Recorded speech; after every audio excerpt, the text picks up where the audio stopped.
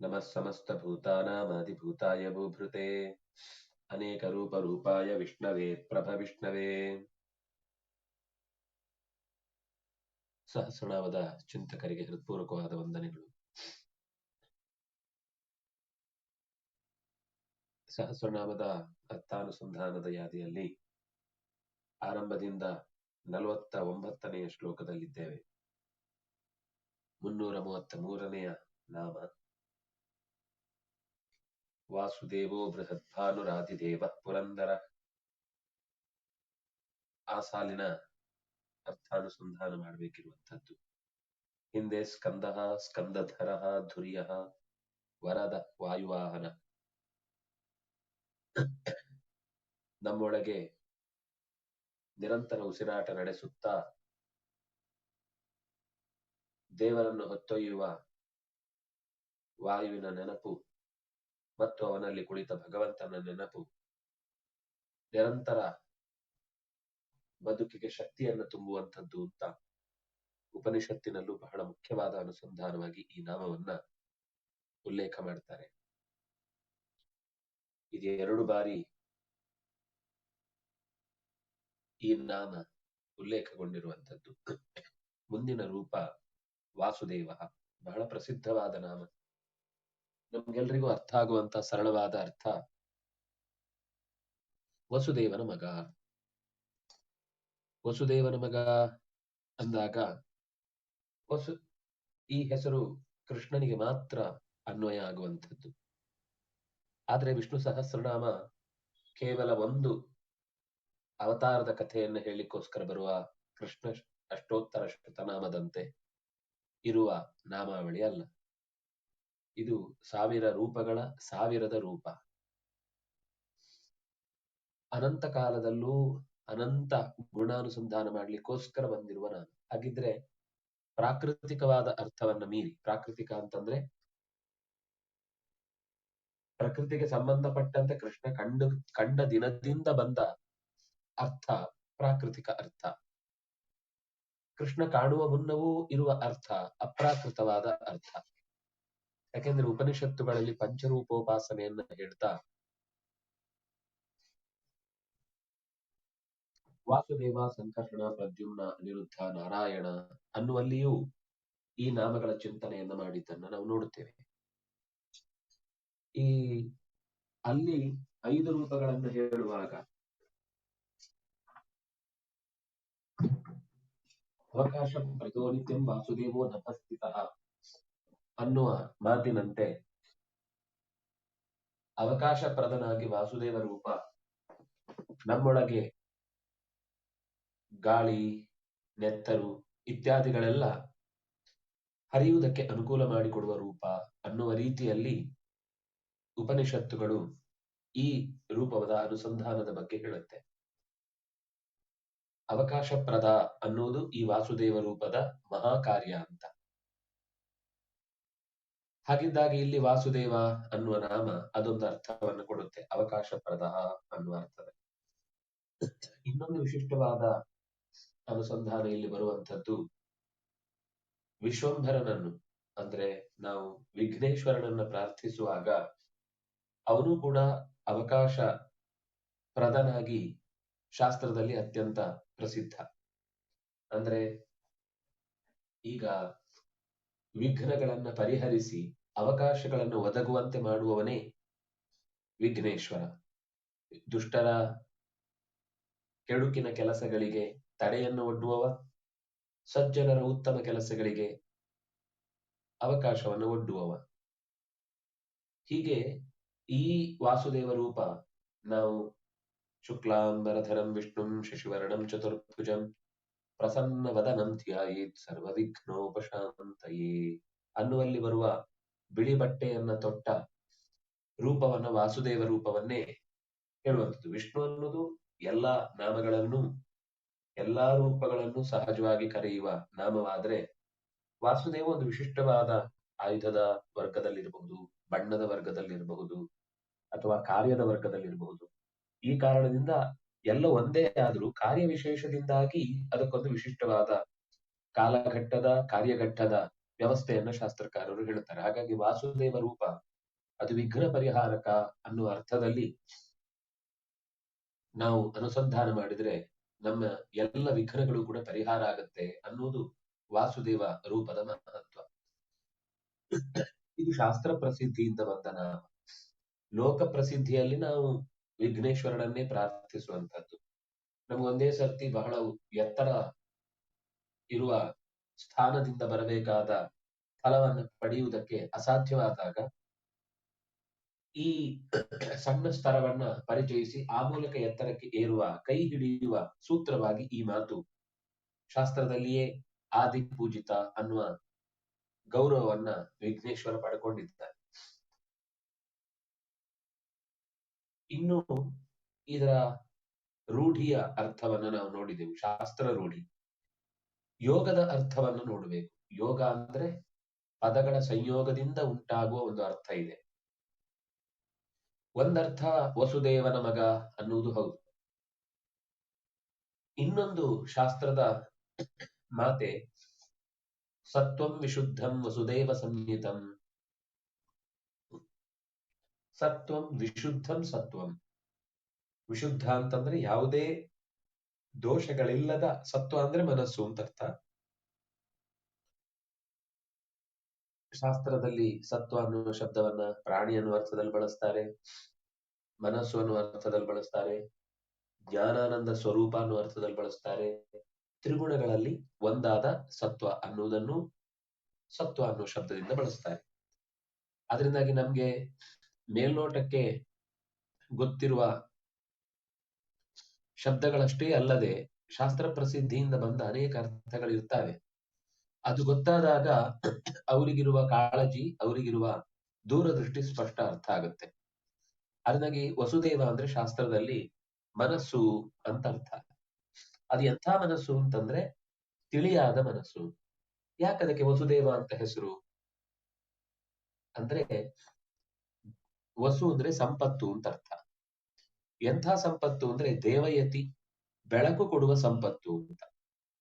ಉಳಿದ ಎಲ್ಲ ಇಂದ್ರಿಯಗಳು ಸಂಪತ್ತೇ, ಸಂಪತ್ತಲ್ಲ ಅಂತಲ್ಲ. ಶಾಸ್ತ್ರಕಾರರು ಉಪನಿಷತ್ತುಗಳಲ್ಲಿ ಹೇಳುವಾಗ ಶ್ರವಣೇಂದ್ರಿಯ ಅನ್ನೋದು ಮಹಾ ಸಂಪತ್ತು ಅಂತ ನಮಗೆ ಎಚ್ಚರವನ್ನು ಕೊಡುತ್ತಾರೆ. ನೀವು ಯಾವತ್ತೂ ಕಲಿಯುವುದು ಅಂತಿದ್ರೆ ಬಹಳ ಹೆಚ್ಚು ಕಲಿಯುವುದು. ಅದರಿಂದಾಗಿ ಮಕ್ಕಳಿಗೆ ಸಾಮಾನ್ಯ ನಾವು ಚಿಕ್ಕಂದಿನಿಂದಲೇನೆ ಒಳ್ಳೆಯ ಚಿಂತನೆಗಳು ಬೀಳುವ ಪರಿಸರದಲ್ಲೇ ನಾವು ಓಡಾಡ್ತಾ ಇದ್ರೆ, ಅಥವಾ ಆ ಚಿಂತನೆಗಳು ಬೀಳುವ ಪರಿಸರದಲ್ಲಿ ಅವರನ್ನ ಓಡಾಡಿಸ್ತಾ ಇದ್ರೆ, ಆವಾಗ ಅದು ಕೇಳಿ ಕೇಳಿ ಕೇಳಿ ಒಳ್ಳೆಯ ಪ್ರಸಂಗಗಳೇ ಬರ್ತವೆ ತಲೆಯಲ್ಲಿ.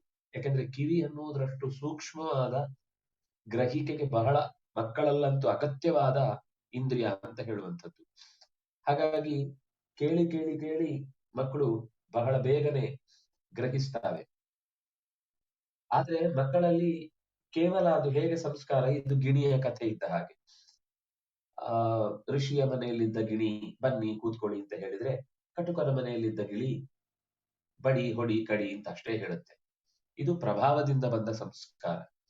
ಆದ್ರೆ ಇದು ಚಿಕ್ಕಂದಿನಲ್ಲಿ ಆದ್ಮೇಲೆ ಸ್ವಲ್ಪ ವಿವೇಕ ಬಂದಾಗ, ಈಗ ಈ ಸಂಸ್ಕಾರ ಅನ್ನುವುದು ಒಳ್ಳೇದೂ ಆಗ್ಬಹುದು, ಕೆಲವೊಮ್ಮೆ ಕೆಟ್ಟದೂ ಆಗ್ಬಹುದು.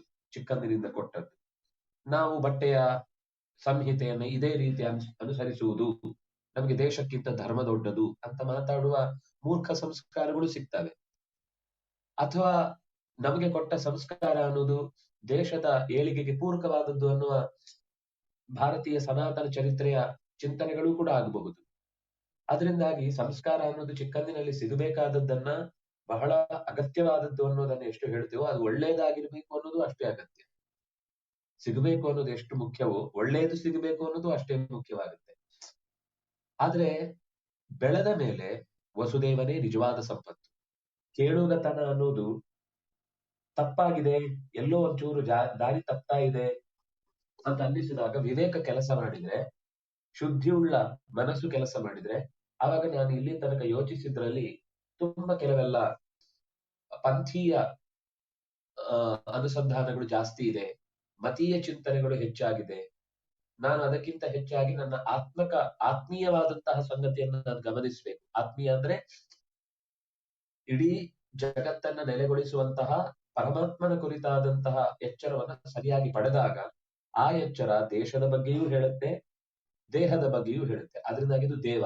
ವಸುದೇವ ಅಂತಂದ್ರೆ ಶುದ್ಧವಾದ ಸತ್ವವುಳ್ಳ ಸತ್ಯವನ್ನ ತಿಳಿಸುವಂಥದ್ದು ಮನಸ್ಸು.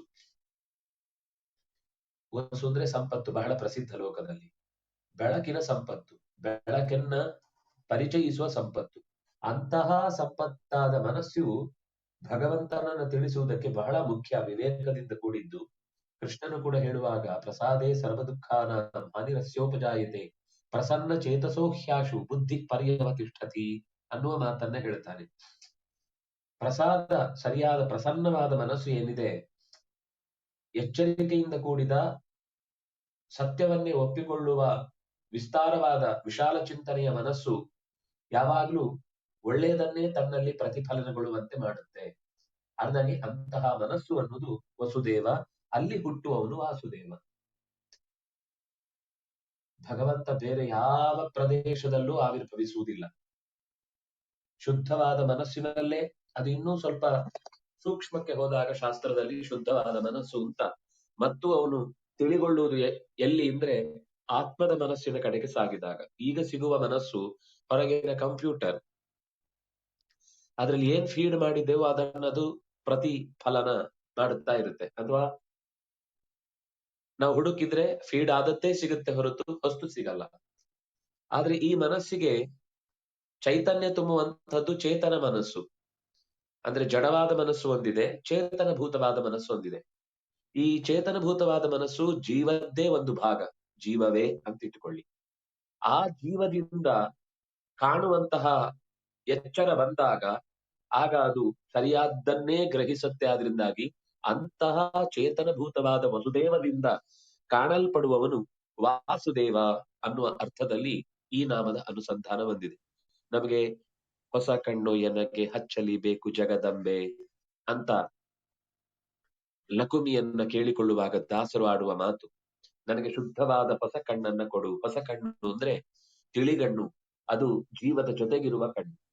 ಆ ಕಣ್ಣಿನಿಂದ, ಯಾಕೆಂದ್ರೆ ಮಣ್ಣು ನೀರು ಗಾಳಿ ಬೆಂಕಿ ಆಕಾಶದಿಂದ ಉಂಟಾದ ಕಣ್ಣಿನಿಂದ ಮಣ್ಣು ನೀರು ಗಾಳಿ ಬೆಂಕಿ ಆಕಾಶದಿಂದ ಉಂಟಾದ ವಸ್ತುವನ್ನ ಮಾತ್ರ ಕಾಣುವ ಶಕ್ತಿ ಇರುವಂತದ್ದು.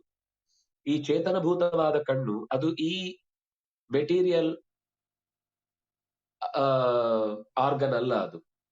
ಅದು ಸಹಜವಾದ ಜ್ಞಾನಾನಂದಮಯವಾದಂತಹ ಜೀವನದ್ದೇ ಚೇತನ ರೂಪವಾದ ಬೆಳಕಿನ ಕಣ್ಣು, ತಿಳಿಯಾದ ಕಣ್ಣು, ಶುದ್ಧವಾದ ಕಣ್ಣು, ಹೊಸ ಕಣ್ಣು. ಅಂದ್ರೆ ಹೊಸತು ಅಂತಂದ್ರೆ ಎಲ್ಲಿ ಹೊಸದಿದ್ರೂ ಅದನ್ನು ಗ್ರಹಿಸುವ ಕಣ್ಣು.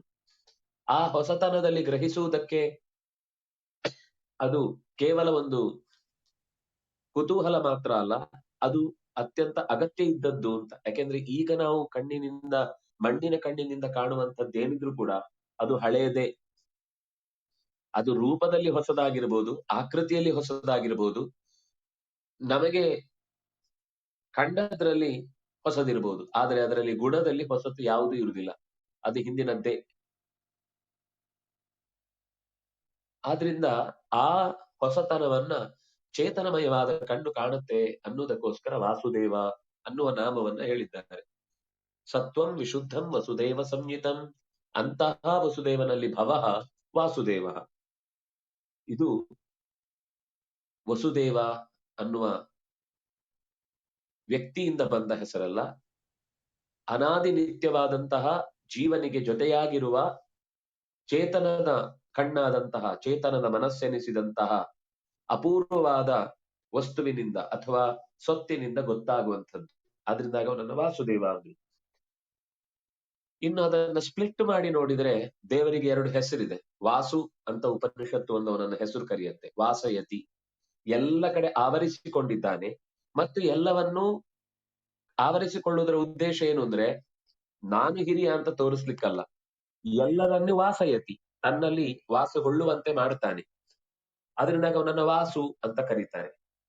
ಇನ್ನು ದೇವ ಎಲ್ಲವನ್ನೂ ಬೆಳಗುತ್ತಾನೆ, ಕ್ರೀಡಾ ಲೀಲಾ ಮಾತ್ರವಾದ ಸೃಷ್ಟಿ. ಆದ್ರಿಂದಾಗಿ ದೇವ ಅಂದ್ರೆ ದಿವು ಕ್ರೀಡಾಯಾಮ್, ಈ ಜಗತ್ತಿನ ಎಲ್ಲವನ್ನೂ ಕ್ರೀಡೆಯಿಂದ ನಡೆಸ್ತಾನೆ. ಆದ್ರಿಂದಾಗಿ ಅವನು ವಾಸು ಮತ್ತು ದೇವ. ಈ ಎರಡನ್ನ ಏಕಕಾಲದಲ್ಲಿ ಚಿಂತಿಸುವುದಾದ್ರೆ, ಈಗ ವಾಸು ಅನ್ನೋದು ಬೇರೆನೇ ನಾಮ ಆಯಿತು, ದೇವ ಅನ್ನೋದು ಬೇರೆನೇ ನಾಮ ಆಯಿತು. ಒಬ್ಬನಲ್ಲೇ ಈ ಎರಡೂ ನಾಮಗಳು ಸೇರುವುದು ಅನ್ನೋದು ಈ ನಾಮದ ಇನ್ನೊಂದು ವಿಶೇಷತೆ. ವಾಸಯತಿ ದೇವಯತಿ. ದುಷ್ಟರಿಗೆ ಸತ್ಯದ ಪರಿಚಯ ಆಗದಂತೆ ಆವರಿಸಿಕೊಳ್ತಾನೆ, ಆವರಣ ಉಂಟು ಮಾಡುತ್ತಾನೆ. ಸಜ್ಜನರಿಗಾಗುವಾಗ ದೇವಯತಿ, ಅದೇ ಸೊತ್ತನ್ನ ಸಜ್ಜನನಾಗುವಾಗ ಅವನು ಕಾಣುತ್ತಾನೆ. ಈಗ ಎಷ್ಟೋ ಸರ್ತಿ ಇಂಥದ್ದನ್ನ ನಾವು ಲೋಕದಲ್ಲಿ ನೋಡ್ತೇವೆ. ಕೆಲವರಿಗೆ ಮಾತ್ರ ಕೆಲವು ಅಪರೂಪದ ದರ್ಶನ ಆಗುತ್ತೆ. ಅಲ್ಲೇ ಪಕ್ಕದಲ್ಲಿ ನಿಂತವನಿಗೆ ಅದು ಗೊತ್ತಾಗುದಿಲ್ಲ. ಅವನು ಹೇಳ್ತಾನೆ, ನಾನು ಕಣ್ಣಾರೆ ನೋಡ್ತಾ ಇದ್ದೇನೆ, ಏನೋ ಅದು ಅದ್ಭುತ ಅದು ಅಂತ ಹೇಳ್ತಿರ್ತಾನೆ. ಇನ್ನೊಬ್ಬ ಅವನಿಗೆ ನಂಬಿಕೆನೂ ಇರುವುದಿಲ್ಲ ಅಥವಾ ಅಂತದ್ದೆಲ್ಲ ನಡೆಯುತ್ತೆ ಅನ್ನೋದ್ರಲ್ಲಿ ವಿಶ್ವಾಸ ಇಡದೆ ಇದೆಲ್ಲ ಅಸಾಧ್ಯ ಅಂತ ಅಂದುಕೊಂಡಿರ್ತಾನೆ. ಅದರಿಂದಾಗಿ ಅವನಿಗೆ ಅದು ಗೋಚರಕ್ಕೆ ಬರುವುದೇ ಇಲ್ಲ. ಆದ್ರೆ ಒಂದೇ ಕಾಲದಲ್ಲಿ ಸಜ್ಜನನಿಗಾಗುವಾಗ ಕಾಣುವಂತೆ, ದುರ್ಜನನಿಗಾಗುವಾಗ ಕಾಣಿಸದಂತೆ. ದುರ್ಜನ ಅಂತಂದ್ರೆ ಒಳ್ಳೆಯವನಲ್ಲೂ ಕಾಲ ಬರದೇ ಇದ್ದಾಗ ಅವನಿಗೂ ಕಾಣದೆ ಹೋಗುತ್ತೆ. ಕಾಲ ಬರುವ ತನಕ ಕಾಣದಂತಿದ್ದು ಕಾಲ ಬಂದೊಡನೆ ಕಾಣಿಸುವಂತಹ ಶಕ್ತಿಯನ್ನ ವಾಸುದೇವ ಅಂತನೂ ನಾವು ಶಾಸ್ತ್ರದಲ್ಲೇ ಹೇಳಿದ ಮಾತಿನ ಹಿನ್ನೆಲೆಯಲ್ಲಿ ಚಿಂತಿಸುವಂಥದ್ದು. ಹಾಗಾಗಿ ವಾಸುದೇವ ಅನ್ನುವ ನಾಮ ನಮ್ಮ ಶುದ್ಧವಾದ ಮನಸ್ಸನ್ನ ಅಥವಾ ಮನಸ್ಸನ್ನ ಶುದ್ಧಗೊಳಿಸುವುದಕ್ಕಾಗಿ ಕೇಳಿಕೊಳ್ಳಬೇಕಾದ, ಅವಕಾಶ ಪ್ರದನಾಗಿ ನಮಗೆ ಒದಗಬೇಕಾದ, ಬೇಡವಾದದ್ದನ್ನ ನಮ್ಮ ಕಣ್ಣಲ್ಲಿ ಮುಚ್ಚಲಿ, ನಮಗೆ ಕಾಣದಂತೆ ಮಾಡ್ಲಿ, ಬೇಕಾದ್ದನ್ನು ಮಾತ್ರ ನಮಗೆ ಕಾಣಿಸುವಂತೆ ಮಾಡ್ಲಿ ಅಂತ ಪ್ರಾರ್ಥನೆ ಮಾಡುವಾಗಲೂ, ಯಾಕೆಂದ್ರೆ ಕಂಡ ಮೇಲೆ ಮನಸ್ಸು ಅಲ್ಲಿಗೆ ಓಡಿ ಹೋಗುತ್ತೆ. ಕಾಣದಂತೆ ಮಾಡು ದೇವ, ಬೇಡವಾದ ನನ್ನ ಕಣ್ಣಿಗೆ ಬೀಳದೇ ಇರಲಿ. ದಾಸರು ಒಂದು ಪ್ರಾರ್ಥನೆ ಮಾಡುತ್ತಾರಲ್ವಾ, ದುಷ್ಟರ ಸಂಘ ಬಿಡಿಸದಿದ್ದರೆ ನಿನಗೆ ಆಣೆ, ಸಜ್ಜನ ಸಂಘ ಮಾಡದಿದ್ದರೆ ಎನಗೆ ಆಣೆ, ಎನಗೂ ಆಣೆ ರಂಗ ನಿನಗೂ ಆಣೆ. ನಾನು ಒಳ್ಳೆಯದನ್ನ ಅಂಟಿಸಿಕೊಳ್ಳುವ ಪ್ರಯತ್ನ ಮಾಡ್ತೇನೆ, ಅಲ್ಲಿ ಇರು ನೀನು. ನಾನು ಕೆಲವನ್ನ ಬೇಡ ಅಂತ ಬಿಡಬೇಕು ಅಂತ ಅಂದುಕೊಳ್ತೇನೆ, ಅಲ್ಲೂ ಇದ್ದು ನೀನು ಅದನ್ನು ಬಿಡಿಸು. ಹೀಗಾಗಿ ವಾಸುದೇವ ಬೇಡವಾದದನ್ನ ಬಿಡಿಸುವವನು, ಬೇಕಾದ್ದನ್ನ ತೊಡಿಸುವವನು. ಹೀಗಾಗಿ ನಮಗೆ ಈ ಪ್ರಾರ್ಥನೆ ಅಂತೂ ಎಲ್ಲರಿಗೂ ಬೇಕಾದದ್ದೇ. ಒಳ್ಳೆಯದನ್ನ ಹಿಡಿಯುವಂತೆ ಮಾಡು, ಬೇಡವಾದದ್ದನ್ನ ಬೇಡ ಅಂತ ಗೊತ್ತಾಗಬೇಕು. ಬೇಡವಾದದ್ದನ್ನು ಬಿಡುವುದು ಅಂದ್ರೆ ಅದು ಏನು ಅಂತ ಗೊತ್ತಾಗದೆ ಬಿಡುವುದಲ್ಲ. ನಮಗೆ ದೇಶ ದೊಡ್ಡದು ಧರ್ಮ ದೊಡ್ಡದು ಅಂತ ಮಾತಾಡುವ ಹಿನ್ನೆಲೆಯಲ್ಲಿ ಧರ್ಮ ಅನ್ನೋದು ಅತ್ಯಂತ ಅನಿವಾರ್ಯವಾದದ್ದು, ಅದು ಆತ್ಮಿಕವಾದದ್ದು ಹೌದು.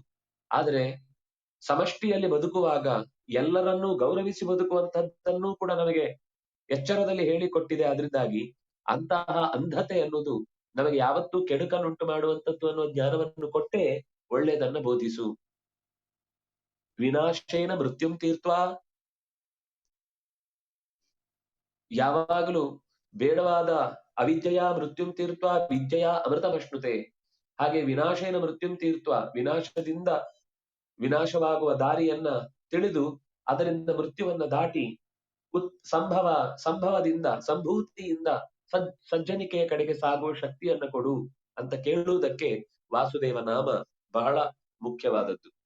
ನಾವು ಗಟ್ಟಿಯಾಗಿ ಭಗವಂತನ ನಾಮಸ್ಮರಣೆ ಮಾಡುವಾಗ ಕೃಷ್ಣ ವಾಸುದೇವ ಅಂತ ಹೇಳುವುದಿದ್ರೆ ಅದಕ್ಕಿಷ್ಟು ಶಕ್ತಿ ಇದೆ, ಇಷ್ಟು ಅರ್ಥ ಇದೆ, ಇಷ್ಟು ಅದರ ಸಾಮರ್ಥ್ಯ ಇದೆ. ಇದನ್ನ ಮನಸ್ಸಿನಲ್ಲಿ ಇಟ್ಟುಕೊಂಡು ನಾವು ಪ್ರಾರ್ಥಿಸಿದಾಗ ಅದಕ್ಕೆ ಹೆಚ್ಚು ಫಲ ಇದೆ. ಈ ನಾಮ ಮತ್ತೆ ಮುಂದೆ ಮರುಕಳಿಸತ್ತೆ. ಆವಾಗ ಮತ್ತೆ ಇನ್ನೇನಾದ್ರೂ ವಿಶೇಷತೆ ಇದ್ರೆ ನೆನಪಿಸ್ಕೊಳ್ಳೋಣ. ಮುಂದಿನ ನಾಮ 334. ಆ ರೂಪದ ಹೆಸರು ಬೃಹದ್ಭಾನು. ಭಾನು ಅಂದ್ರೆ ನಮ್ಗೆ ಗೊತ್ತಿದೆ ಸೂರ್ಯ, ಸೂರ್ಯನನ್ನು ಮೀರಿದವನು ಅಂತ ಅರ್ಥ. ಬೃಹತ್, ಅವನಿಗಿಂತಲೂ ಬೃಹತ್. ಭಾನುರಪಿ ಬೃಹತ್, ಭಾನುವನ್ನೂ ಮೀರಿದವನು. ತಸ್ಯ ಭಾಸ ಸರ್ವಮಿದಂ ವಿಭಾತಿ, ಉಪನಿಷತ್ತೆ ಹೇಳುವ ಮಾತು. ಅವನ ಬೆಳಕಿನಿಂದಲೇನೆ ಸೂರ್ಯನ ಬೆಳಕು ಕೂಡ, ಸೂರ್ಯ ಚಂದ್ರ ಗ್ರಹ ನಕ್ಷತ್ರ ನಚ ಚಂದ್ರ ತಾರಕಂ, ಅದು ಚಂದ್ರ ಆಗಿರಬಹುದು ತಾರಕಗಳಾಗಿರ್ಬಹುದು ಎಲ್ಲವೂ ಕೂಡ ಇವನ ಬೆಳಕಿನಿಂದಲೇ ಬೆಳಗುವಂಥದ್ದು. ಆದ್ರಿಂದಾಗಿ ಅವನನ್ನು ಬೃಹತ್ ಭಾನು ಅಂತ ಕರೆದ್ರು. ಹಾಗೆಯೇ ಬೃಹತ್ ಬೆಳಕು, ಈಗ ಲೋಕದಲ್ಲಿ ನಮ್ಮ ಹತ್ತಿರ ಸುತ್ತ ಇರುವಂತದ್ದು ಬೆಳಕುಗಳು ಯಾವುದೋ ವಿದ್ಯುತ್ತು ಅಥವಾ ಆಕಾಶದಲ್ಲಿ ಸಿಡಿಯುವ ವಿದ್ಯುತ್ತು, ಸೂರ್ಯ ಚಂದ್ರ, ಇವೆಲ್ಲವೂ ಬೆಳಕುಗಳಲ್ಲಿ ಅತ್ಯಂತ ಹಿರಿದಾದದ್ದು. ಈ ಬೆಳಕುಗಳನ್ನೂ ಕೂಡ ಬೃಹತ್ತೆನಿಸಿದಂತಹ ಭಾಸಕಗಳನ್ನೂ ಕೂಡ ಪ್ರೇರಯತಿ, ಅವುಗಳಿಗಿಂತಲೂ ಹೆಚ್ಚಿನ ಬೆಳಕುಳ್ಳವನು. ಅದರಿಂದಾಗ ಅವನನ್ನು ಬೃಹತ್ ಭಾನು, ಈ ಬೆಳಕುಗಳಿಗೆ ಬೆಳಕನ್ನ ತುಂಬುವವನು. ಯಾಕೆ ಅಂದ್ರೆ ಆ ಬೆಳಕುಗಳನ್ನು ಮೀರಿದವನು, ಸದ್ದು ಬೆಳಕುಗಳನ್ನ ಮೀರಿ ಆಚೆಗೆ ಇರುವವನು. ಅದರಿಂದಾಗಿ ಅವನನ್ನ ಬೃಹದ್ ಭಾನು. ಬೃಹತ್ ಅಂದ್ರೆ ಜಗತ್ನಲ್ಲಿ ದೊಡ್ಡದಾದದ್ದು ಅಂತ ಅರ್ಥ. ಎರಡು ದೊಡ್ಡದಾದದ್ದು, ಒಂದು ಶಬ್ದ, ಒಂದು ಅರ್ಥ. ಶಬ್ದ ಬ್ರಹ್ಮ, ಅರ್ಥ ಬ್ರಹ್ಮವನ್ನ ಪರಿಚಯಿಸ್ಲಿಕ್ಕೋಸ್ಕರ ಇರುವಂಥದ್ದು. ಶಬ್ದ ಬ್ರಹ್ಮವೆನಿಸಿದಂತಹ ವೇದಗಳಿಂದ ಭಾಸಯತಿ, ಭಗವಂತನನ್ನು ಪರಿಚಯಿಸಿಕೊಡುತ್ತೆ. ಅದರಿಂದಾಗಿ ಅವನನ್ನು ಬೃಹತ್ ಭಾನು ಅಂತ ಕರೆದು. ಇವನು ಸ್ವತಃ ಬೃಹತ್ ಮತ್ತು ಭಾನು, ಇವನೆಲ್ಲರಿಗಿಂತ ದೊಡ್ಡವ ಮತ್ತು ಬೆಳಕಿನಿಂದಲೇ ಪ್ರಚೋದಿಸುವವನು. ನುದತಿ ಅಂದ್ರೆ ನುದ ಪ್ರೇರಣೆ. ನಮಗೆ ತರಂಗಗಳು ಬೇಕು, ಆ ಬೇಕಾದ ಬೇರೆ ಬೇರೆ ರೀತಿಯಾದ ಸಂಪರ್ಕ ಸಾಧನಗಳು ಬೇಕು. ಇದ್ಯಾವುದೂ ಇಲ್ಲದೆ ದೂರದಲ್ಲೇ ಇದ್ದು ಬೆಳಕಿನ ಶಕ್ತಿಯಿಂದಲೇನೆ ಜಗತ್ತನ್ನ ಪ್ರಚೋದಿಸುವವನಾದ್ರಿಂದಾಗಿ ಅವನನ್ನ ಬೃಹತ್ ಭಾನು. ಅದರಿಂದಾಗಿ ನಾವು ಬೆಳಕಿನಿಂದ ಪ್ರೇರಿತರಾಗಬೇಕು, ಬೆಳಕಿನೆಡೆಗೆ ಪ್ರೇರಣೆಗೊಳ್ಳಬೇಕು. ಅಂತಹ ಶಕ್ತಿಯಾಗಿ ಬೃಹತ್ ಭಾನು ಇದ್ದಾನೆ. ಆದಿದೇವ, ಎಲ್ಲ ದೇವತೆಗಳಿಗಿಂತಲೂ ಮೊದಲಿರುವವನು. ದೇವಾನಾಮಪ್ಯಾದಿ. ಆದಿ ಅಂದ್ರೆ ಇನ್ನೊಂದರ್ಥ ಕಾರಣ ಅಂತ. ಯಾವುದು ಮೊದಲಿರುತ್ತೋ ಅದು ಕಾರಣ ಆಗಿರುತ್ತೆ. ಕಾರಣ ಆಗಿದ್ದು ಯಾವತ್ತು ನಂತರ ಬರ್ಲಿಕ್ಕೆ ಸಾಧ್ಯ ಇಲ್ಲ. ಮಡಿಕೆ ಮಾಡುವವನು ಮೊದಲು ಇಲ್ಲದೆ ಇದ್ರೆ ಮಡಿಕೆ ಹುಟ್ಟುವುದೇ ಸಾಧ್ಯ ಇಲ್ಲ. ಜಗತ್ತು ನಿರ್ಮಾಣಗೊಂಡಿದೆ ಅಂದ್ರೆ ಜಗತ್ತೆಂಬ ಮಡಿಕೆಯನ್ನು ನಿರ್ಮಾಣ ಮಾಡುವ ಒಬ್ಬ ಕುಂಬಾರನು ಇರಲೇಬೇಕು. ಆ ಕುಂಬಾರನಿಗೆ ಆದಿ ಅಂತ ಕರೀತಾರೆ. ಹಾಗಾಗಿ ಮಹಾಕುಂಬಾರ ಭಗವಂತ. ಈ ಜಗತ್ತಿನ ಎಲ್ಲವನ್ನೂ ನಿರ್ಮಿತಿಗೊಳಿಸುವಂತಹ ಶಕ್ತಿಯಾಗಿ ಭಗವಂತ ಇದ್ದಾನೆ ಅನ್ನುವುದನ್ನ ಈ ಮಾತಿನ ಮೂಲಕ ನಿರೂಪಣೆ ಮಾಡಿದ್ದಾರೆ. ಆದಿ ಅನ್ನುವುದು ಮತ್ತೆ ಎಲ್ಲವನ್ನೂ ಅತ್ತಿ ತಿನ್ನುತ್ತಾನೆ. ಆಸಮಂತಾತ್ ಆದಿ, ಆಸಮಂತಾತ್ ಅತ್ತಿ, ಎಲ್ಲವನ್ನೂ ನುಂಗುತ್ತಾನೆ. ಸರ್ವ ಸಂಹಾರ ಶಕ್ತಿಯಾಗಿ ಅದನ್ನು ಲೀಲೆಯಿಂದ ಮಾಡುತ್ತಾನೆ. ದಿವು ಕ್ರೀಡಾಯ. ದಿವು ಅನ್ನುವ ಶಬ್ದಕ್ಕೆ ದಿವು ಧಾತುವಿಗೆ ದ್ಯು ಧಾತುವಿಗೆ ಇರುವಂತಹ ಎಷ್ಟು ಅರ್ಥ ಇದೆಯೋ ಅಷ್ಟೂ ಅರ್ಥಗಳಲ್ಲಿ ಈ ನಾಮಗಳು ತೆರೆಕೊಳ್ತವೆ. ಈಗ ಲೋಕದಲ್ಲಿ ಸಾಮಾನ್ಯ ಶಬ್ದಕ್ಕೆ 100 ಅರ್ಥ ಮಾಡ್ಲಿಕ್ಕೆ ಬಂದ್ರು ವ್ಯಕ್ತಿಯಲ್ಲಿ ಆ ಗುಣ ಇಲ್ಲ ಅಂತಾದ್ರೆ ನಾವು ಸುಮ್ಮನೆ ನಮ್ಮ ಸಾಮರ್ಥ್ಯವನ್ನ ಪ್ರದರ್ಶನ ಮಾಡಬೇಕಷ್ಟೇ ಹೊರತು ಅದು ನಿಜವಾದ ಅರ್ಥದಲ್ಲಿ ಎಲ್ಲರಲ್ಲೂ ಅದು ಅನ್ವಯಿಸುವುದು ಸಾಧ್ಯ ಇಲ್ಲ. ಆದ್ರೆ ಉಪನಿಷತ್ತುಗಳು ಹಾಡಿ ಹೊಗಳಿದ ರೀತಿಯಲ್ಲಿ ಗುಣಗಳ ಚಿಂತನೆಯನ್ನು ಮಾಡ್ಲಿಕ್ಕೋಸ್ಕರ ವಿಷ್ಣು ಸಹಸ್ರನಾಮದ ಅನುಸಂಧಾನವನ್ನು ಮಾಡುವಾಗ ಅಷ್ಟೂ ಗುಣಗಳು ಈ ತತ್ವದಲ್ಲಿ, ಮಹಾತತ್ವದಲ್ಲಿ ತುಂಬಿಕೊಳ್ಳುವುದು ಸಾಧ್ಯ. ಆದ್ರಿಂದಾಗಿ ನಮಗೆ ಕಷ್ಟ ಅಂತ ಅನಿಸುವುದಿಲ್ಲ. ಆದ್ರಿಂದಾಗಿ ಅವನನ್ನ ಆದಿದೇವ ಅಂದ್ರು. ಮತ್ತು ಈ ನಾಮ ಮುಂದೆ ಇದೆ, ಇನ್ನೊಮ್ಮೆ ಬರುತ್ತೆ. ಎಲ್ಲವನ್ನೂ ತನ್ನೆಡೆಗೆ ತಂದುಕೊಳ್ತಾನೆ. ಆದ್ರಿಂದಾಗಿ ಅವನನ್ನ ಆದಿ ಅಂದ್ರು. ಆದತ್ತೇ, ಹೆಚ್ಚಾದತ್ತೆ, ಯದಾಪ್ನೋತಿ, ಎಲ್ಲವೂ ಯಾರನ್ನು ಹೋಗಿ ಸೇರುತ್ತೋ, ಯಾರು ಎಲ್ಲದಕ್ಕೂ ಏನು ಸೇರ್ಬೇಕು ಅದನ್ನು ಮುಟ್ಟಿಸ್ತಾನೋ ಅವನ ಆದಿ. ಇಷ್ಟನ್ನು ಮಾಡುವಾಗ ಆ ಸರ್ವಿಸ್ ಕೊಡ್ಲಿಕ್ಕೆ ಅವನಿಗೆ ಕಷ್ಟ ಇಲ್ಲ. ಬಹಳ ದೇವ ಅಂತಂದ್ರೆ ಸುಲಭದಲ್ಲಿ ಅನಾಯಾಸವಾಗಿ ನಡೆಸುವುದಕ್ಕೆ ಸಾಧ್ಯ ಇರುವವನು. ಹಾಗಾಗಿ ಎಲ್ಲರ ಅಗತ್ಯವನ್ನು ಎಲ್ಲರ ಅಗತ್ಯ ಕಾಲದಲ್ಲಿ ಒದಗಿಸುವವನಾದ್ರಿಂದಾಗ ಅವನನ್ನು ಆದಿದೇವ ಅಂತದ್ದು. ಪುರಂದರ, ಇದೊಂದು ಸುಂದರವಾದ ನಾಮ. ಈ ನಾಮ ಬಹಳ ಪ್ರಸಿದ್ಧ. ನಮಗೆ ಪುರಂದರ ದಾಸರ ಹೆಸರಿನಿಂದ. ಆದ್ರೆ ನಾವು ಯಾವತ್ತೂ ಅದು ಹಾಗಂದ್ರೆ ಏನು ಅಂತ ಚಿಂತನೆ ಮಾಡಿಲ್ಲ. ಒಂದು ಲೋಕದಲ್ಲಿ ಪ್ರಸಿದ್ಧಿ ಇದೆ. ಪುರಂದರ ಅನ್ನುವ ಶಬ್ದ ಇಂದ್ರನಿಗಿರುವ ನಾಮ. ಇಂದ್ರ ಅನ್ನೋದೊಂದು ಪದವಿ. ಆ ಪದವಿಯಲ್ಲಿ ಯಾರು ಬರ್ತಾನೆ? ಈಗ ರಾಷ್ಟ್ರಪತಿ ಅನ್ನೋದು ಹೇಗೆ ಪದವಿಯೋ ಹಾಗೆ ಇಂದ್ರ ಅನ್ನೋದೊಂದು ಪದವಿ. ಇಂದ್ರನ ಸ್ಥಾನದಲ್ಲಿ ಒಂದೊಂದು ಮನ್ವಂತರದಲ್ಲಿ ಒಬ್ಬೊಬ್ರು ಬರ್ತಾ ಇರ್ತಾರೆ. ಕೇವಲ 2000 ವರ್ಷದ ಇತಿಹಾಸ ಹಿಡ್ಕೊಂಡು ಜಗ್ಗಾಡೋರಿಗೆ ಆ ಇತಿಹಾಸವನ್ನು ಓದಿ ಬದುಕನ್ನು ಅರ್ಥೈಸಿಕೊಳ್ಳಲು ಪ್ರಯತ್ನ ಮಾಡಿದವರಿಗೆ ಇದು ಸ್ವಲ್ಪ ಕಬ್ಬಿಣದ ಕಡಲೆ ಆಗಬಹುದು. ಆದ್ರೆ ಭಾರತೀಯ ಚಿಂತನೆಗೆ ಬಹಳ ವಿಸ್ತಾರವಾದ ದೂರದರ್ಶಿತ್ವ ಇದೆ. ಆ ಅರ್ಥದಲ್ಲಿ ಅದಕ್ಕೆ ಮನ್ವಂತರಗಳ ಲೆಕ್ಕಾಚಾರಗಳನ್ನ ಹಾಕಿ ಆ ಮನ್ವಂತರದಲ್ಲಿ ಒಬ್ಬ ಇಂದ್ರ ತನ್ನ ಸ್ಥಾನದಲ್ಲಿ ಲೋಕದ ವ್ಯವಸ್ಥೆಯನ್ನ ನೋಡಿಕೊಳ್ತಾನೆ. ನಮಗವನು ಎಲ್ಲಿ ಕಾಣಿಸ್ತಾ ಇಲ್ಲ, ನಾವೇನು ಆಯ್ಕೆ ಮಾಡ್ಲಿಲ್ಲ, ನಮ್ಮ ಪ್ರಜಾಪ್ರಭುತ್ವಕ್ಕೆ ಇದೆಲ್ಲ ಗೊತ್ತಾಗುದಿಲ್ಲ. ಹಾಗೆ ಗೊತ್ತಾಗುವುದಕ್ಕೆ ಅದು ಪ್ರಜಾಪ್ರಭುತ್ವ ಅಲ್ಲ. ಪ್ರಜ್ಞೆ ಉಳ್ಳವರು ಮಾತ್ರ ಪ್ರಭುಗಳಾಗುವುದಕ್ಕೆ ಸಾಧ್ಯ ಇರುವಂತದ್ದು. ಹಾಗಾಗಿ ಯಾರನ್ನ ಬಡಿದು ಬಡಿಸ್ಬೇಕು ಅವರನ್ನ ಬಡಿದು ಬಡಿಸ್ತಾರೆ, ಯಾರನ್ನ ಬುದ್ಧಿ ಹೇಳಿ ತಿದ್ದಬೇಕು ಅವರನ್ನು ಬುದ್ಧಿ ಹೇಳಿ ತಿದ್ದುತ್ತಾರೆ. ಬುದ್ಧಿ ಹೇಳಿ ತಿದ್ದಲಿಕ್ಕಾಗದ ದಡ್ಡರಿಗೆ ಕೆಲವೊಂದು ಸರ್ತಿ ಅನಿವಾರ್ಯವಾಗಿ ಎಲ್ಲರಿಗೂ ಅನ್ವಯವಾಗುವ ನಿಯಮವನ್ನ ಸಮಾನವಾಗಿ ಉಪಯೋಗಿಸಿ ಹದ್ದುಬಸ್ತಿಗೆ ತರಬೇಕಾಗತ್ತೆ. ಲೋಕದಲ್ಲಿ ಯಾರೂ ಕೂಡ ವ್ಯವಸ್ಥೆಯನ್ನ ಮೀರಿ ಇರುವಂತವರಲ್ಲ. ಮೀರಿದ್ದೇವೆ ಅನ್ನೋರನ್ನ ಯಾವತ್ತೂ ಕೂಡ ಈ ಆಡಳಿತ ವ್ಯವಸ್ಥೆ ಉಳಿಯಗೊಡುವುದಿಲ್ಲ. ಆದ್ರಿಂದಾಗಿ ಅವನನ್ನ ಪುರಂದರ ಅಂತ ಕರೀತಾರೆ.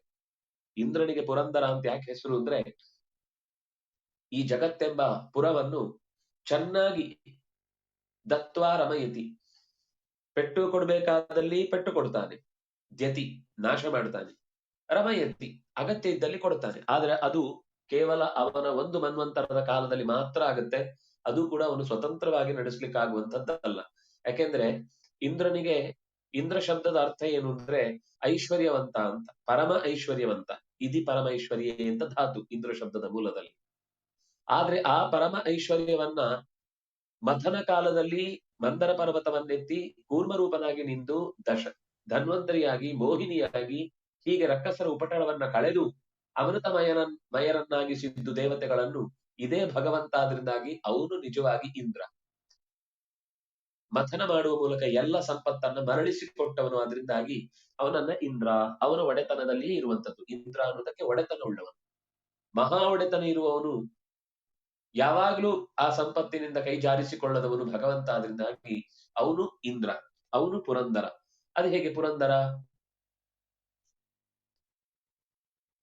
ಪುರ ಅಂದ್ರೆ ಪೂರಯತಿ, ತುಂಬಿಸುವವನು ಅಂತ ಅರ್ಥ. ಪಾಲನ ಪೂರ್ಣ ಯೋಹೋ ಅಂತ, ತುಂಬಿಸುತ್ತಾನೆ ಮತ್ತು ಪಾಲಿಸುತ್ತಾನೆ.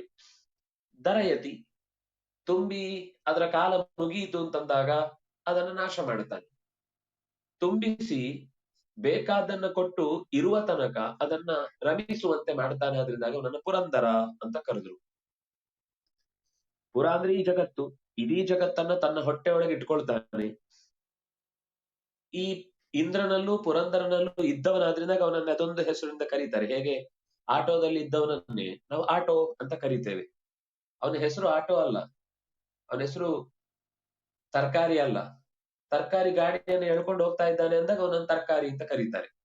ಹಾಗೆ ಇಂದ್ರನಲ್ಲಿ ನೆಲೆಸಿ ಇಂದ್ರನ ಕಾರ್ಯವನ್ನು ಮಾಡುತ್ತಾನೆ. ಅದರಿಂದಾಗಿ ಭಗವಂತನಿಗೆ ಪುರಂದರ ಅಂತ ಹೆಸರು. ಯಾಕೆಂದ್ರೆ ಇಂದ್ರನ ಹೆಸರೇ ಭಗವಂತನ ನಿಜವಾದ ಹೆಸರು.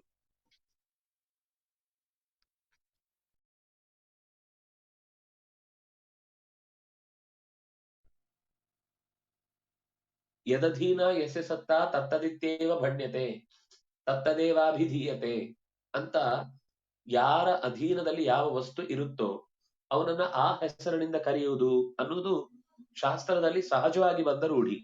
ಅದನ್ನಾಗಿ ಪುರಂದರನಲ್ಲಿ ಇಂದ್ರನ ಸ್ಥಾನವನ್ನ ಸ್ವೀಕರಿಸುವ ಪುರಂದರನಲ್ಲಿ ಇದ್ದು ಆ ಪುರವನ್ನ ಧಾರಣೆ ಮಾಡುವ ಶಕ್ತಿಯಾಗಿ ಇದ್ದಾನೆ. ಆದ್ರಿಂದಾಗಿ ಅವನನ್ನ ಪುರಂದರ ಅಂತ ಕರೆದ್ರು.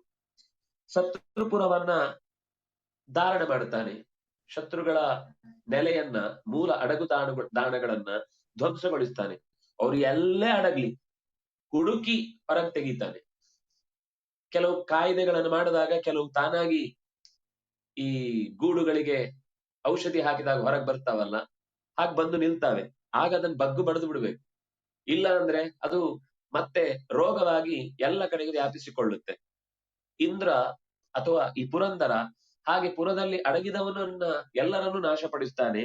ಹಾಗೆ ಭಗವಂತನೂ ಕೂಡ ಅಡಗಿದ ಎಲ್ಲ ಸೊತ್ತುಗಳನ್ನು ಹುಡುಕಿ, ಹೇಗೆ ರಾಮಚಂದ್ರ ಸಮುದ್ರವನ್ನ ಬತ್ತಿಸಿದ ಹೊತ್ತಿಗೆ ತೆಗೆದ ಬಾಣವನ್ನ ಬಿಡದೆ ಉಳಿಸಲಾರ ಅನ್ನುವ ಕಾರಣಕ್ಕಾಗಿ ಅದು ಹೋಗಿ ಅಡಗುದಾಣಗಳಲ್ಲಿ ಕುಳಿತಿದ್ದ ರಕ್ಕಸರ ದೊಡ್ಡ ಪಡೆಯನ್ನ ನುಂಗಿ ನೊಡೆಯಿತು. ಇದು ಅವನ ಪುರಂದರ ಶಬ್ದದ ಅರ್ಥ. ಇನ್ನು ನಮಗೆ ಶರೀರವನ್ನು ಕೊಟ್ಟು ರಮಿಸೋನು. ಇಂದ್ರನಿಗೆ ಈ ಶಕ್ತಿ ಇಲ್ಲ. ಇಂದ್ರನಿಗೆ ಈ ಜಗತ್ತನ್ನ ನಿಯಮಿಸುವ ವ್ಯವಸ್ಥೆಯನ್ನು ಕೊಟ್ಟಿದ್ದಾನೆ. ಅವನನ್ನ ತ್ರೈಲೋಕ್ಯಾಧಿಪತಿ ಅಂತ ಕರೀತಾರೆ. ಆದ್ರೆ ಈ ತ್ರಿಲೋಕವನ್ನ ಸೃಷ್ಟಿ ಮಾಡುವ ಶಕ್ತಿ ಅವನಿಗಿಲ್ಲ. ಆದ್ರೆ ಭಗವಂತನಿಗೆ ಪುರಂದರ ಅನ್ನುವ ನಾಮ ಅನ್ನುವ ಅರ್ಥ. ಯಾಕೆಂದ್ರೆ ಪುರಂದತ್ವಾ ರಮಯತಿ, ಈ ಲೋಕವನ್ನ, ಈ ಶರೀರವನ್ನ, ಈಗ ಅದು ಪ್ರಾಣಿಯ ಶರೀರ ಇರ್ಬಹುದು, ಪಕ್ಷಿಯ ಶರೀರ ಇರಬಹುದು, ಯಾವುದೇ ಪ್ರಾಣಿ ಇರ್ಬಹುದು, ಅದೆಲ್ಲವನ್ನು ಕೊಟ್ಟು ಮತ್ತೆ ಯಥಾ ಪ್ರಕಾರ ಅದರಿಂದ ಏನು ಫಲವನ್ನ ಅನುಭವಿಸಬೇಕು ಆ ಜೀವ, ಯಾವ ಕಾಲದಲ್ಲಿ ಅನುಭವಿಸಬೇಕು, ಯಾವ ಕರ್ಮದಿಂದ ಅನುಭವಿಸಬೇಕು, ಯಾವ ಯೋಗ್ಯತೆಗೆ ಅನುಗುಣವಾಗಿ ಅನುಭವಿಸಬೇಕು, ಹೀಗೆ ಅನುಭವಿಸುವಾಗ ಎದುರಿನ ಯಾವ ವ್ಯಕ್ತಿಯ ಸಂಬಂಧ ಅದಕ್ಕೆ ಬರಬೇಕು, ಇದೆಲ್ಲವನ್ನು ತಿಳಿದು ಕಾಲಕ್ಕೆ ನಡೆಸುತ್ತೆ ಅನ್ನುವ ಕಾರಣಕ್ಕಾಗಿ ಆ ರೂಪವನ್ನ ಪುರಂದರ, ಇದು ಇಂದ್ರನಿಗೆ ಹೊಂದುವ ನಾಮ ಅಲ್ಲ. ಹೀಗೆ ತುಂಬಾ ಅರ್ಥದಲ್ಲಿ ಇಂದ್ರನಿಗೆ ಹೋಲುವುದಿಲ್ಲ. ಎಷ್ಟು ಅರ್ಥದಲ್ಲಿ ಹೋಲುತ್ತೋ ಆ ಅರ್ಥದಲ್ಲಿ ಪುರಂದರ ಅಂದ್ರೆ ಇಂದ್ರ ಹೌದು. ಆದ್ರೆ ಇನ್ನೂ ಅದಕ್ಕೆ ಅನೇಕ ಅರ್ಥಗಳು ಬಂದಾಗ ಅವನು ಕೂಡ ತೆಪ್ಪಗಾಗಿ ಬಿಡುತ್ತಾನೆ. ಇದು ನನಗೆ ಹೊಂದುವ ಅರ್ಥ ಅಲ್ಲ, ನಾನು ಇಲ್ಲಿ ಅಸಮರ್ಥ.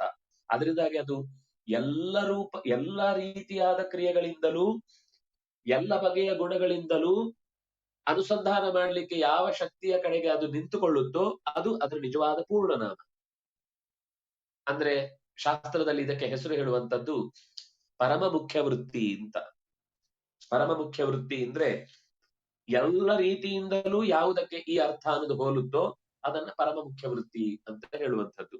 ಆ ರೀತಿ ಎಲ್ಲಾ ಮುಖಗಳಿಂದಲೂ, ಎಲ್ಲಾ ಅರ್ಥಗಳಿಂದಲೂ, ಎಲ್ಲಾ ಗುಣಗಳಿಂದಲೂ ತುಂಬಿಕೊಂಡಿರುವಂತಹ ಶಕ್ತಿಯೇ ಆ ಶಬ್ದದ ಪರಮ ಅರ್ಥ, ಮುಖ್ಯ ಅರ್ಥ. ಹಾಗಂತ ಹೇಳಿ ಅದೊಂದನ್ನೇ ಹೇಳಬೇಕಾಗಿಲ್ಲ. ಈಗ ಹೇಗೆ ಆ ಲೋಕದಲ್ಲೂ ಬಹಳ ಪ್ರಸಿದ್ಧವಾದದ್ದು ನಮಗೆ ಸೈಂಧವ ಅನ್ನುವ ಶಬ್ದ, ಅದು ಲವಣವನ್ನೂ ಹೇಳುತ್ತೆ, ಕುದುರೆಯನ್ನು ಹೇಳುತ್ತೆ. ಹಾಗೆ ನಾವು ಆಗ ನೋಡಿದೆವು ಸತ್ವ ಅನ್ನುವ ಶಬ್ದಕ್ಕೆ ಪ್ರಾಣಿ ಅಂತನೂ ಅರ್ಥ ಇದೆ, ಸತ್ವ ಗುಣ ಅಂತನೂ ಅರ್ಥ ಇದೆ. ಭಗವಂತನನ್ನು ಸತ್ವ ಗುಣ ಪೂರ್ಣ ಅಂತ ಹೇಳುವಾಗ ಅದು ತ್ರಿಗುಣಗಳಲ್ಲಿ ಒಂದಾದ ಸತ್ವ ಅಲ್ಲ, ಅದು ಜ್ಞಾನಾನಂದಮಯವಾದದ್ದನ್ನೇ ಸತ್ವ ಅನ್ನುವ ಶಬ್ದದಿಂದ ಹೇಳುವುದಿದೆ. ಸತ್ವ ಅನ್ನುವಂತಹದ್ದು ತಾಕತ್ತು ಅನ್ನುವ ಅರ್ಥದಲ್ಲೂ ಇದೆ, ಮನಸ್ಸು ಅನ್ನುವ ಅರ್ಥದಲ್ಲಿದೆ. ಪ್ರಸಂಗವನ್ನು ನೋಡ್ಕೊಂಡು ನಾವು ಅರ್ಥವನ್ನ ಹೇಳಬೇಕು. ಆ ಸತ್ವ ಶಬ್ದಕ್ಕೆ ಏನೆಲ್ಲ ಎಟಮಾಲಜಿಗಳನ್ನ, ಶಬ್ದ ನಿರ್ವಚನವನ್ನ ನಾವು ಮಾಡ್ತೇವೋ ಅದು ಎಲ್ಲ ಮುಖದಿಂದಲೂ ಎಲ್ಲಿ ಬಂದು ನೆಲೆಗೊಳ್ಳುತ್ತೋ ಅದು ಮುಖ್ಯ ಅರ್ಥ. ಎಲ್ಲಿ ಅದು ಹೊಂದುವುದಿಲ್ವೋ ಆ ಅರ್ಥ, ಈಗ ಸತ್ವ ಅನ್ನುವ ಶಬ್ದ ಭಗವಂತನಲ್ಲಿ ಹೇಳುವಾಗ ತ್ರೈಗುಣ್ಯವರ್ಜಿತ ಭಜಂ ಅಂತ ಸ್ಪಷ್ಟವಾಗಿ ಮೊದಲಿಗೆನೆ ಪ್ರತಿಜ್ಞೆ ಮಾಡುವ ಭಾರತದ ಮಾತು. ಆದ್ರಿಂದಾಗಿ ತ್ರೈಗುಣ್ಯವರ್ಜಿತ, ಅದನ್ನಾಗಿ ಸತ್ವ ಶಬ್ದವನ್ನ ಇಲ್ಲಿ ನಾವು ತ್ರಿಗುಣ ಅನ್ನುವ ಅರ್ಥದಲ್ಲಿ ಬಂದ ಸತ್ವ ಶಬ್ದವನ್ನು ತಗೊಳ್ಳುವ ಹಾಗಿಲ್ಲ, ಅದು ಅದಕ್ಕೆ ಬಾಧಕ. ಯಾಕೆಂದ್ರೆ ಅವನು ತ್ರಿಗುಣಾತೀತ ವಿಧಾರಕ ಅಂತ ದೇವರನ್ನ ಸ್ತೋತ್ರ ಮಾಡುವುದನ್ನು ನೋಡ್ತೇವೆ ನಾವು. ಹಾಗಾಗಿ 3 ಗುಣಗಳಿಂದ ಅತೀತವಾದ ಶಬ್ದ ಅನ್ನುವ ಕಾರಣಕ್ಕಾಗಿ ಮುಖ್ಯ ವೃತ್ತಿ ಎಲ್ಲಿ ಬರಬೇಕು, ಅಂಥದ್ದನ್ನೇ ದೋಷವನ್ನ ಹೇಳದ, ಎಲ್ಲ ಕ್ರಿಯೆಗಳನ್ನು ಮಾಡಬಹುದಾದ, ಗುಣಗಳೆಷ್ಟಿದ್ರೂ ಅಲ್ಲಿ ನಿರೂಪಿಸಬಹುದಾದ ತತ್ವವೇ ಪರತತ್ವ. ಆ ತತ್ವದ ಅರ್ಥವನ್ನ ಈ ಪುರಂದರ ಶಬ್ದದ ಹಿನ್ನೆಲೆಯಲ್ಲಿ ನಾವು ನೋಡಿದಾಗ ಕೆಲವು ಅರ್ಥ ಇಂದ್ರನಿಗೂ ಇದೆ, ಆದ್ರೆ ಇನ್ನು ಕೆಲವು ಅರ್ಥ ಇಂದ್ರನಿಗೆ ಹೋಲಿಕೆಗೆ ಸಿಗದ್ದು. ಅದಕ್ಕಿಂತ ಮುಖ್ಯವಾದ ಶಕ್ತಿ ಪುರಂದರ ಅಂತಂದ್ರೆ ಪುರಂದರನಲ್ಲಿ ನೆಲೆಸಿ ಪುರಂದರ ಶಕ್ತಿಯನ್ನ ತುಂಬಿದಂತಹ ಭಗವಂತನಿಗೆನೆ ಆ ನಾಮ ಒಬ್ಬಿ ಬರುವಂತದ್ದು ಅನ್ನುವುದು ಶಾಸ್ತ್ರದಲ್ಲಿ ಬೇರೆ ಬೇರೆ ರೀತಿಯಿಂದ ಪರಿಚಯ ಮಾಡಿಕೊಡುವ ರೀತಿ. ಮುಂದೆ ಮತ್ತೆ ಬರುವ ನಾಮಗಳು ಅಂದ್ರೆ ಇದನ್ನು ನಾವು ಪ್ರಾರ್ಥನೆ ಮಾಡುವಾಗ ವಾಸುದೇವಾಯ ನಮಃ, ಬೃಹದ್ಭಾನವೇ ನಮಃ, ಆದಿದೇವಾಯ ನಮಃ, ಪುರಂದರಾಯ ನಮಃ.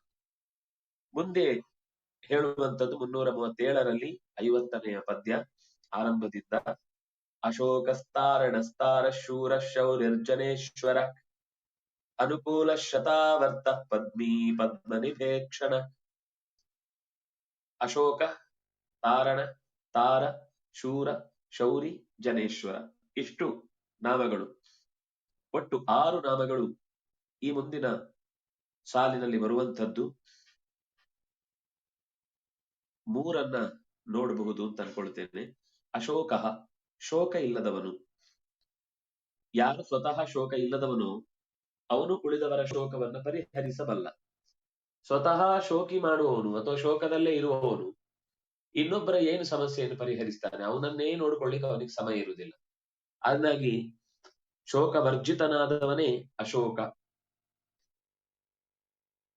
ಇನ್ನೊಬ್ರು ಉಳಿದವರು ಕೂಡ ಇವನಿಂದ ಶೋಕ ವರ್ಜಿತರಾಗ್ತಾರೆ, ಆದ್ರಿಂದಾಗಿ ಅವನನ್ನ ಅಶೋಕ ಅಂತ ಕರೆದು. ಹೆಸರಿನಿಂದ ಮಾತ್ರ ಅಶೋಕ ಆದ್ರೆ ಲೋಕದ ಶೋಕ ಹೋಗುವುದಿಲ್ಲ. ಆ ಗುಣದಿಂದ ಕೂಡಿದ್ದಾಗಿರ್ಬೇಕು. ಸ್ವಯಂ ಸ್ವತಃ ತಾನು ಉತ್ಕೃಷ್ಟವಾದಂತಹ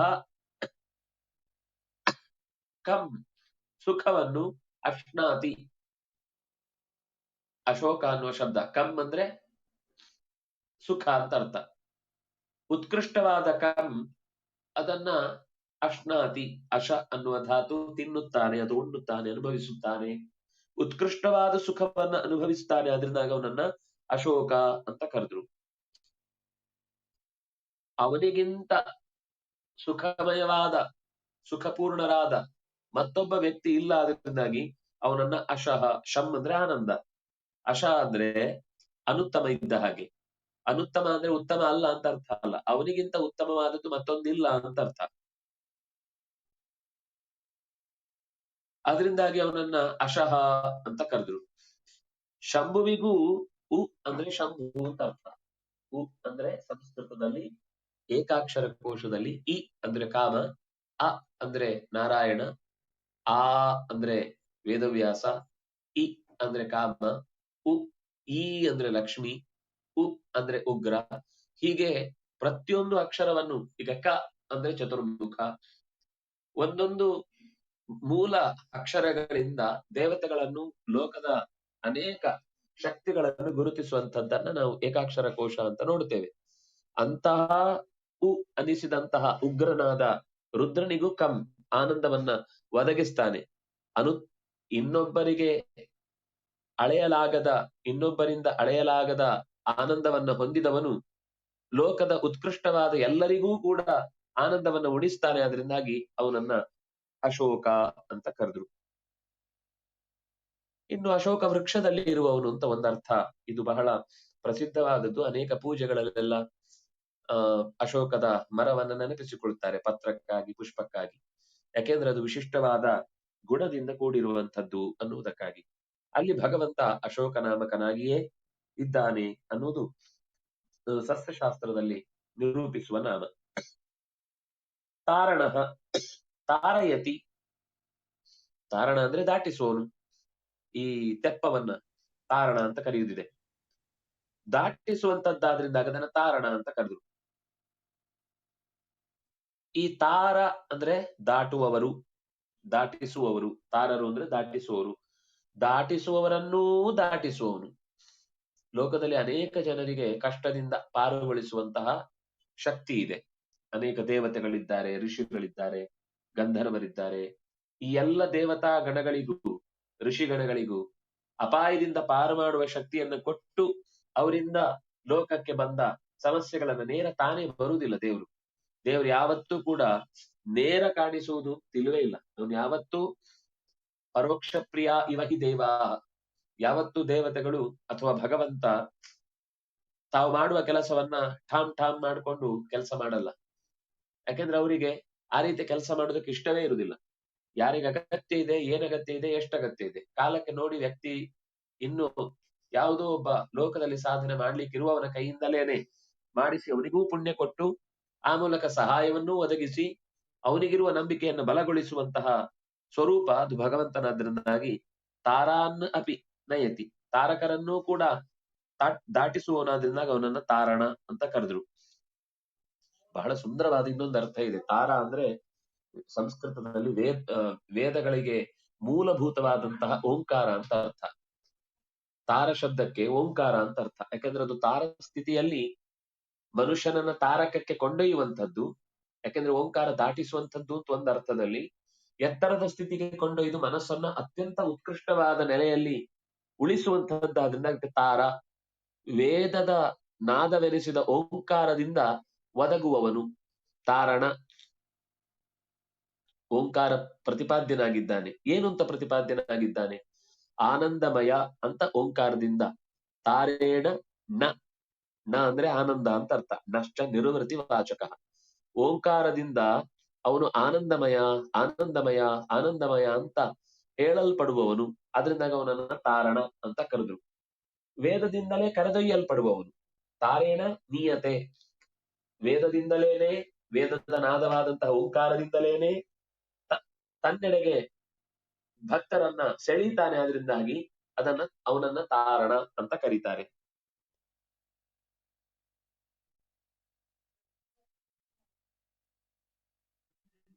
ಹೀಗೆ ತಾರ ಅನ್ನುವ ಒಬ್ಬ ಕಪಿ ಇದ್ದಾನೆ. ರಾಮನ ಅವತಾರಕ್ಕಾಗುವಾಗ ಆ ತಾರ ಎನ್ನುವ ಕಪಿಯ ಮೂಲಕ ಉಳಿದ ಕಪಿಗಳನ್ನ ಯುದ್ಧಕ್ಕಾಗಿ ಸಹಕಾರಕ್ಕಾಗಿ ಕರೆದೊಯ್ದ ಅನ್ನುವುದೆಲ್ಲ ಮಾತು ಬರುತ್ತೆ. ತಾರಹ ಓಂಕಾರ ವಾಚ್ಯನಾದ್ರಿಂದಾಗಿ ಅವನನ್ನ ತಾರ ಅಂತ ಕರೆದ್ರು. ಅದರ ಜೊತೆಗೆ ಎಲ್ಲ ಕಡೆ ವ್ಯಾಪಿಸಿ. ತಾರ ಅಂತಂದ್ರೆ, ಆರ ಅಂದ್ರೆ ದೂರ ಅಂತ ಅರ್ಥ. ಎಲ್ಲ ಕಡೆ ವ್ಯಾಪಿಸಿದ್ದಾನೆ. ತದೇವ ಅಂತಿಕ ಮಂತಿಕಾತ್, ಅತ್ಯಂತ ಹತ್ತಿರದಲ್ಲಿರುವವನೇ ಅತ್ಯಂತ ದೂರದಲ್ಲಿದ್ದಾನೆ. ತತ ಎಲ್ಲ ಕಡೆ ವ್ಯಾಪಿಸಿದ್ದಾನೆ, ಆದ್ರೆ ನಮ್ಗೆ ಮಾತ್ರ ಸಿಗದಷ್ಟು ಆರ ದೂರದಲ್ಲಿದ್ದಾನೆ. ಅದರಿಂದ ಅವನನ್ನ ತಾರ ಅಂತ ಕರೆದ್ರು. ದುಃಖದಿಂದ ನಮ್ಮನ್ನ ತಾರಣಗೊಳಿಸ್ತಾನೆ. ಸಂಸಾರದಿಂದ ಅಂತೂ ಇದ್ದೇ ಇದೆ, ಸಮಸ್ಯೆಗಳಿಂದ ಅಂತ ಹೇಳಬೇಕಾಗಿಲ್ಲ. ಅದರಿಂದಾಗಿ ಅವನನ್ನ ಜ್ಞಾನದಿಂದ ತತನಾದ ಯಾರೆಲ್ಲ ಸಜ್ಜನರಿದ್ದಾರೋ, ಜ್ಞಾನದ ಅಪೇಕ್ಷೆಯಿಂದ ಯಾರೆಲ್ಲ ಖುಷಿಯಿಂದ ಸತ್ಯವನ್ನ ತಿಳಿಯುವ ಜ್ಞಾನಿಗಳಿದ್ದಾರೋ ಅವರನ್ನ ರಮಯತಿ, ಅವರನ್ನ ರಮಣ ಆನಂದದಲ್ಲಿ ಉಳಿಸ್ತಾನೆ. ಅದರಿಂದಾಗಿ ಅವನನ್ನ ತಾರ ಅಂತ ಕರೆದ್ರು. ಹೀಗೆ ಈ ಶಬ್ದಗಳು ತೆರೆದಷ್ಟು ವಿಸ್ತಾರವಾದ ಅರ್ಥಗಳನ್ನ ತನ್ನೊಡಲಲ್ಲಿ ಇಟ್ಟುಕೊಂಡಿರುವಂತಹದ್ದು. ಈ ಒಟ್ಟು 7 ರೂಪಗಳ ಚಿಂತನೆಯನ್ನ ಅಶೋಕಾಯ ನಮಃ, ತಾರಣಾಯ ನಮಃ, ತಾರಾಯ ನಮಃ. ಇನ್ನು ಮುಂದೆ ಶೂರ, ಶೌರಿ, ಜನೇಶ್ವರ ಈ ನಾಮಗಳ ಚಿಂತನೆಯನ್ನ ಮತ್ತೆ ಸಾಧ್ಯವಾದ್ರೆ ನಾನು ಮುಂದೆ ಅದನ್ನ ತಿಳಿಸ್ತೇನೆ. ದಿನವೂ ಕೂಡ 15 ನಿಮಿಷ ಆದ್ರೂ ಮಾಡ್ಲಿಕ್ಕಾಗತ್ತಾ ಅಂತ. ದಿನವೂ 15 ನಿಮಿಷ ಬೆಳಗ್ಗೆ ಈ ಹೊತ್ತಿಗೆ ಮುಗಿಸಿ ಆಗ ಒಂದಿಷ್ಟು ದಿನಕ್ಕೆ 2 ನಾಮವು 3 ನಾಮವು ಎಷ್ಟಾಗುತ್ತೋ ಅಷ್ಟು ನೋಡ್ಕೊಂಡು ಹೋಗ್ಲಿಕ್ಕೆ ಅನುಕೂಲ ಆಗುತ್ತೆ. ನಾಳೆ ಅದನ್ನ ಶೆಡ್ಯೂಲ್ ಮಾಡಿದಾಗ ತಿಳಿಸ್ತೇನೆ. ಯಾರಾದ್ರೂ ಏನಾದ್ರೂ ಹೇಳುದಿದ್ರೆ ಹೇಳಿ. ನಮಸ್ತೆ. ಇದು ವಾಸುದೇವ ವಸು, ಯಾಕಂದ್ರೆ ಈ ಹಿಂದಿನ ಒಂದು ಶ್ಲೋಕದಲ್ಲಿ ವಾಸವಾನುಜ ಅಂತ ಬಂದಿತ್ತು.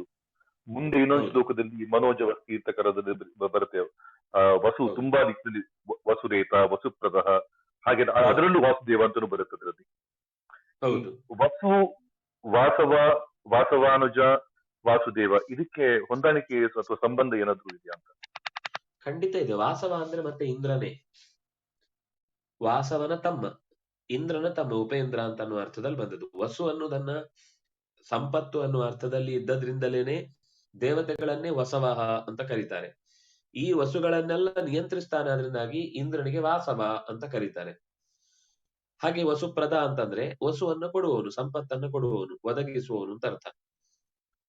ಈ ವಸು ಅನ್ನುವ ಶಬ್ದವನ್ನ ನೀವು ಎಲ್ಲಿ ನೋಡಿದ್ರು ಈ ಒಂದು ಸಂಪತ್ತು ಅಥವಾ ವ್ಯಾಪಿಸಿದ್ದು ಅನ್ನುವ ಅರ್ಥದಲ್ಲಿ ಈ ಶಬ್ದವನ್ನ ನೀವು ಎಷ್ಟು ಬಿಡಿಸಿದ್ರು ಅದು ಬಿಡಿಸ್ಕೊಳ್ತಾ ಹೋಗುತ್ತೆ. ಅದೇನು ಇನ್ನು ವಾಸುದೇವ ಅಂತ ನೋಡಿದ್ರೆ ಅಸುದೇವನಿಗೆ ಜ್ಞಾನವನ್ನಿತ್ತವನು. ಅಸುದೇವ ಅಂದ್ರೆ, ಅಸು ಅಂದ್ರೆ ಪ್ರಾಣ, ಪ್ರಾಣದೇವನನ್ನ ಕರೆದೊಯ್ತಾನೆ.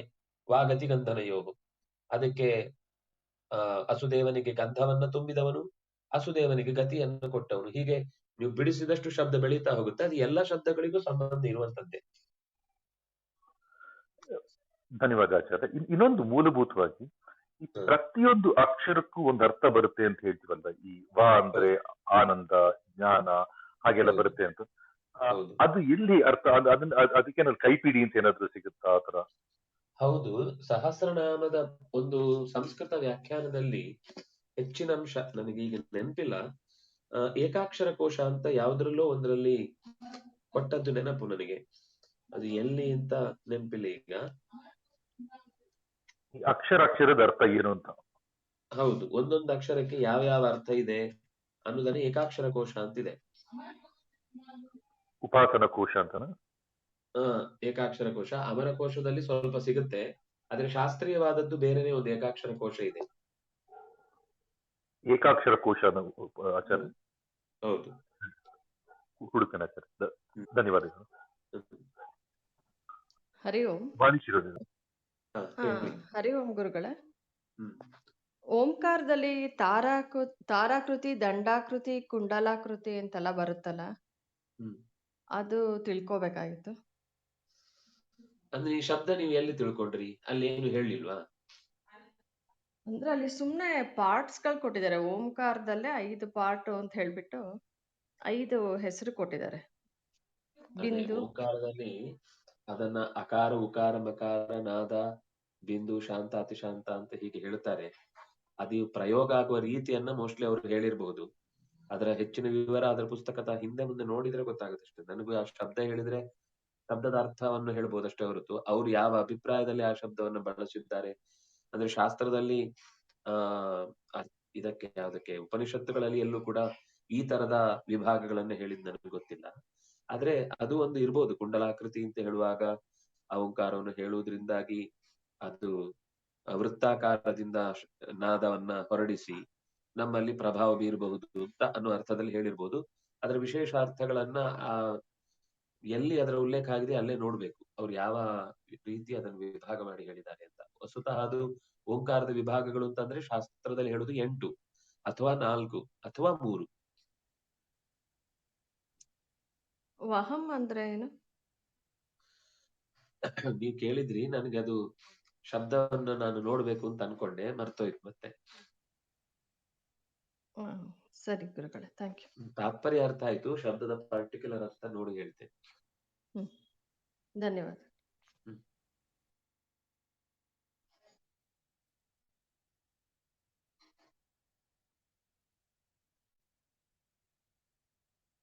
ಸರಿ, ಹಾಗಿದ್ರೆ ಇವತ್ತಿನ ಚಿಂತನೆಯನ್ನು ಇಲ್ಲಿಗೆ ಮುಕ್ತಾಯ ಮಾಡೋಣ. ಮತ್ತೆ ನಾನು ಮುಂದಿನದನ್ನ ಸಮಯವನ್ನು ನಿಮ್ಗೆ ತಿಳಿಸ್ತೇನೆ. ಶ್ರೀಕೃಷ್ಣ ಅರ್ಪಣಮಸ್ತು. ಕೃಷ್ಣಾರ್ಪಣಮಸ್ತು.